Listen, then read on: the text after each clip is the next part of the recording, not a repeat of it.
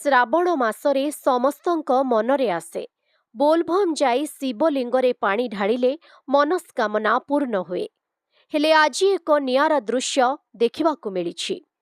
ନୂଆପଡ଼ା ଜିଲ୍ଲା ସିନାପଲ୍ଲୀ ବ୍ଲକ ଲିଟିଗୁଡ଼ା ଗ୍ରାମର ଲିଙ୍ଗରାଜ ମାଝୀ ସେ ବାପାଙ୍କୁ ଭଗବାନ ଭାବି ପାଣି ଢାଳି ମନସ୍କାମନା ପୂର୍ଣ୍ଣ କରିବି ବୋଲି ପାତାଳ ଗଙ୍ଗାରୁ 42 ଲିଟର ପାଣି ଆଣି 50 କିଲୋମିଟର ଚାଲି ଚାଲି ଯାଇ ଚଳନା ଶିବ ମନ୍ଦିରରେ ବାପା ମାଙ୍କୁ 40 ଲିଟର ପାଣି ଢାଳିବା ସହ ଶିବଲିଙ୍ଗରେ 2 ଲିଟର ପାଣି ଢାଳି ମା ବାପାଙ୍କୁ ଖୁସିରେ ରଖିବା ପାଇଁ ମନସ୍କାମନା କରିଛନ୍ତି।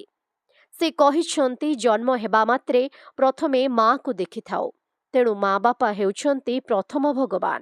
କେବଳ ସେତିକି ନୁହେଁ, ମା ବାପାଙ୍କ ଟ୍ୟାଟୁ ମଧ୍ୟ ତାଙ୍କ ଛାତିରେ କରିଛନ୍ତି। ଏହି ନିଆରା ବୋଲଭମ୍ ପାଇଁ ବେଶ୍ ପ୍ରଶଂସା କରୁଛନ୍ତି ଅଞ୍ଚଳବାସୀ। ଆମେ ଲିଟିଗୁଡ଼ାଟା ମୋ ନାଁ ହେଲା ଲିଙ୍ଗରାଜ ମାଝୀ।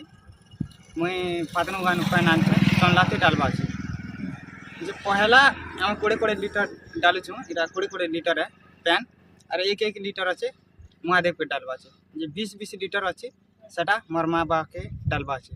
पहला मोर माँ बुआ मुझे जन्म कला ता लगी मोर माँ बुआ के पहला टाइम मुझे माँ बुआ लगी मांगुचे बोले फास्ट मोर बोलबो में केबे नहीं मानबा ताली माँ बुआ लगी मुझे 20 लीटर डालबी और भगवान के महादेव के इतकी मांगबी मोर माँ बुआ भल कर दिया। मने केनता माँ बुआ मुझे जन्म कला मुझे तो शिव के कि बर्मा के काके मुझे नहीं देखती। पहला मुझे जन्म कला माँ ताके पहला देखली ता लगी मन लगे है माँ बुआ मन लगे भगवान ताले मोर माँ बुआ लगी भल कर था इतकी मांगुचे महादेव के एते खरारे भगवान को विश्वास अच्छी जेते कष्ट कले हेतकी भगवान सुनसी ता लगी मुई हेतकी पानी नौचार माँ बुआ के डालबे जे हेतकी कष्ट देकर टिके मुनी महादेव मके टिके देखत हेतकी मुई मांगुचे और किछु नहीं। नूआपड़ा जिल्लारू जगन्नाथ सागर रिपोर्ट ओडिशा हाइलाइट समाचार।